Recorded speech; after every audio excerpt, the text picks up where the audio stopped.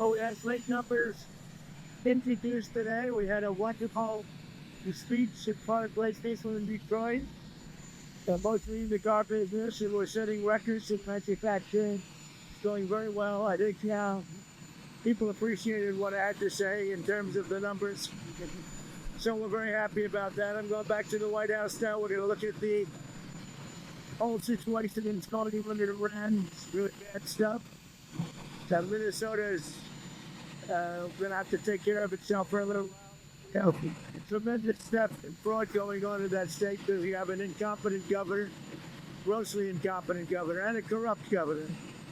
But we'll straighten that out. But Iran is on my mind when I see the kind of death that is happening over there, we think. So we're going to get some accurate numbers. I'll have it in about 20 minutes. We'll get some accurate numbers as to what's happening with regard to the killing. The killing looks like it's significant, but we don't know yet for certain. I'll know within 20 minutes. I'll be and we'll act accordingly. I'll be quite sure that U.S. airstrikes, if it comes to that, will protect, will have the result of protecting the protest. Well, you never know, do you?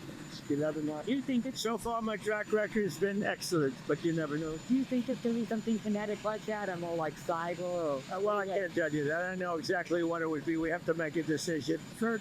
But I can't be. Obviously, I can't be. Yeah, timeline. So Jamie Dimon said today that it's not a great idea to be chipping away at the Fed's independence. Do you think Jamie Dimon's wrong about that? Yeah, I think it's fine what I'm doing. We have a Fed person. He was extended by Biden. And yeah, I think he's wrong. President, he's done a bad job. We should have lower rates. Jamie Dimon probably wants higher rates. Maybe he makes more money that way. Jamie Dimon also is talking about the 10% credit card. The House Speaker said that it could have negative side effects if it was imposed through Congress. Are you concerned about that? Have you talked about? No, I'm not. I think that people that are paying 28% interest should be protected. We're talking about for a one-year period, but when you have a bank, whether it's Jamie Dimon or anybody else, charging people 28, 32%, 30%, 31%, one case 35%, no, I'll help those people. That's all right. So 1 year, 10%. Yeah. Let the people have a break. The speech said that they're going to be cutting on funding for sanctuary cities on February 1st. That's right. What kind of funding? You'll see. It'll be significant. President, on healthcare, is there something that you can do with insurance companies to bring down premiums like you're doing with? Well, I'm going to meet with the insurance companies, but I want the money to go directly to the people. It's very simple. Into a healthcare savings account, but directly to the people so the people can buy their own health care. On Thursday will be the 6-year anniversary of you signing the Phase 1 trade deal with China, the signature on it.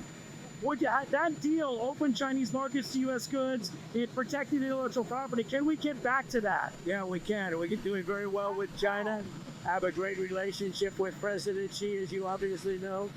We're doing really well. We're making a lot of money with China. But can you open their markets to U.S. goods? I think so, yeah. I think it's going to happen. Iran says that it will retaliate in the instance of U.S. strikes against U.S. assets in the Middle East.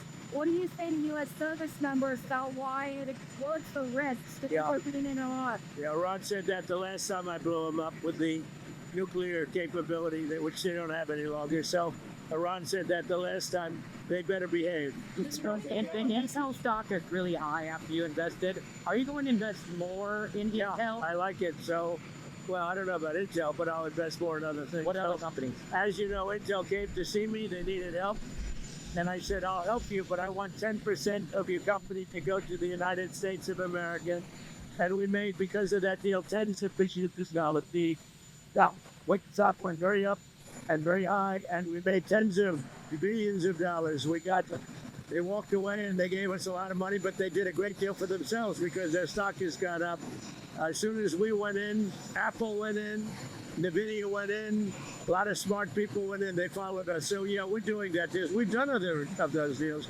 In Alaska, we did a deal where we got a big piece of a company where we were helping them to get a road. We're the only ones that could have done it. And we said we want something out of the company for the United States of America, okay? So I believe in that. We have some other ones that we're looking at. I believe in that. If it's up to us, if they can't do it, without us. And then I say, well, we'll do it. If you were a private guy, you'd say, what do we get for doing it? Now, I don't want anything for myself. I want our country to be rich as hell. But with Intel, we made billions and billions of dollars, right? So, Mr. President, on Iran, do you have a message for the leaders currently of Iran?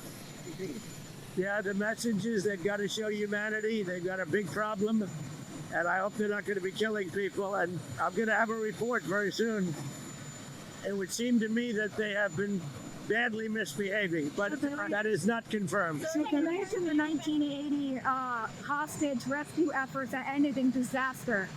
It was a disaster for Jimmy Carter. They had all sorts of problems, and the helicopters were crashing and everything. You know what it was? The exact opposite of Venezuela. Do you agree with that? Do you agree? As a reporter, who are you with? Who are you with? I'm with the Financial Times set. Oh, good. What's a nice paper? So are you committing not to sending U.S. troops into Iran? Why would I tell you that? What Mr. President, I don't talk about military strategy with a reporter, you know? Mr. President, Even though I do like the Financial Times. are you consulting with our allies regarding Iran? What are they telling you, and why do you think the Well, I'm Iranian... not going to tell you what they're telling me. Iranian I leadership, tell you why what do you think the Iranian leadership continues to defy you, Mr. President? Do you think they are?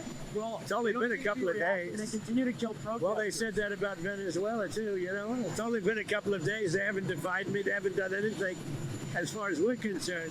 But it looks like they're killing a lot of people, but it has not been confirmed. I'll know very soon. Greenland said today, we prefer to stay with Denmark. Do you see that as the Who said that? the career of Greenland? Well, that's their problem. That's their problem. I disagree with them. I don't know who he is. Don't know anything about him. But that's going to be a big problem for him. Do you want to see democracy in Iran? Ideally, you'd like to see it, but what we want to see is we don't want to see people killed. We want to see a little bit of freedom for these people. These people have been living in hell for a long time. You know, that used to be a hell of a country. I have friends that used to invest in Iran, and they did well with their investments. It was a great place. The people were great. Even the leadership was good. And now it's living in hell. Thank you very much. Thank you, Mr. President.